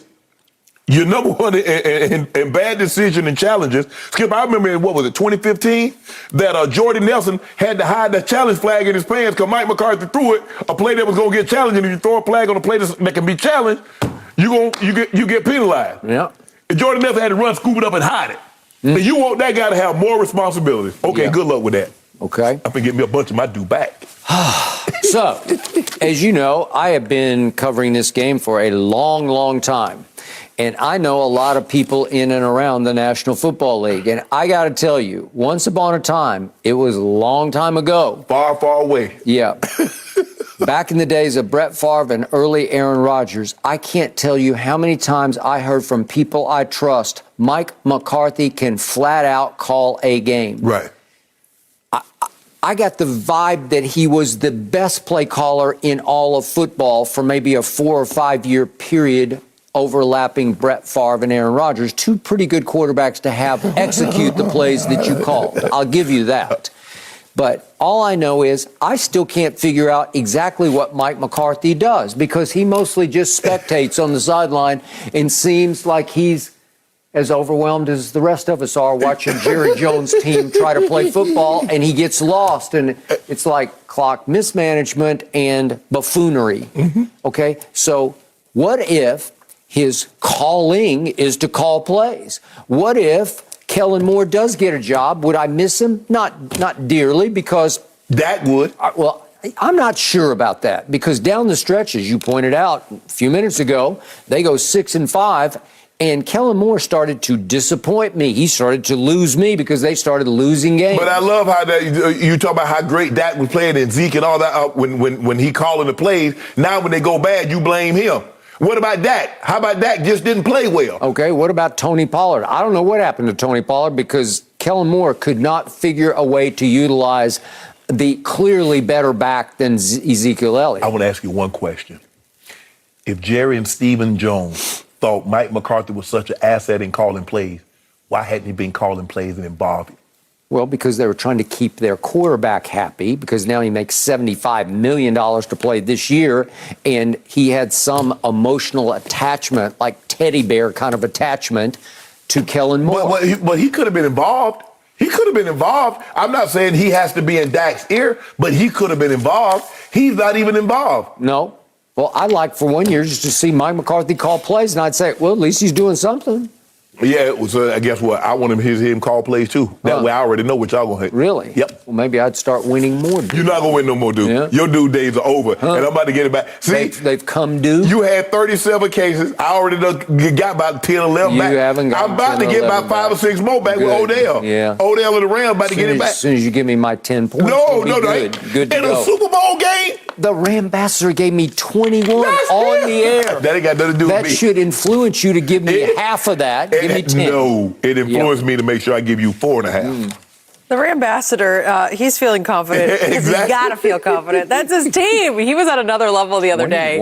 I loved it. Did Anthony Davis give Shannon's Lakers a glimmer of hope? Did you sense that? That's next. I want your thoughts. No mercy. The Lakers did beat the Blazers 99-94 for their first win since LeBron went down with a knee injury. Anthony Davis scored 30 points to pick up the slack for the King, rallying the team for the victory in the fourth quarter. So, Shannon, are you any more sold now on AD? Well, this is the version of AD that we need to see. He needs to play games like this. He had an outstanding game against Joel Embiid, even though they lost. He played well against Atlanta, 27-5, and had 30 and 15 last night. Probably should have had 40 and 15, considering he missed a couple of bunnies and some free throws. But Skip, this is the version of AD that they're going to need to see when LeBron comes back. If they want to have any chance of making the playoffs and posing a threat to Phoenix, Golden State, Memphis, AD needs to play like this. So Lakers down 3 going to the fourth quarter last night, and all of a sudden AD goes 11 and 8 rebounds in the fourth quarter and basically body bagged poor Nurkic, who wound up with 0 points and 2 rebounds in the fourth quarter in the same minutes. He's still recovering from what LeBron did to him. You remember I guess he is, that poor man. Well, the point is, I keep telling you, AD is still a top 10 player when he wants to be. Exactly. Okay, well, I don't know what got into him against Embiid, but he wanted to be. And last night against Nurkic, he wanted to be. Well, Skip, but he had to be last night because outside of Carmelo Anthony, no one played well except AD. Russ was 3 of 12. Avery Bradley 4 of 10. Malik Monk was 2 of 10. So nobody really played well but Melo and AD. AD took the game over. We know that's what makes so frustrated about AD, Skip. You see what he can do when he wants to do it. He's much better than LeBron is now when he wants to be. Oh, my goodness. There you go. Am I right? No, you're not right. He go. The Lakers. Okay, they always keep us talking. Skip, Shannon, really great stuff. We are back for a show tomorrow, Friday, and The Herd is on now. It's called Enjoy. Have a good one.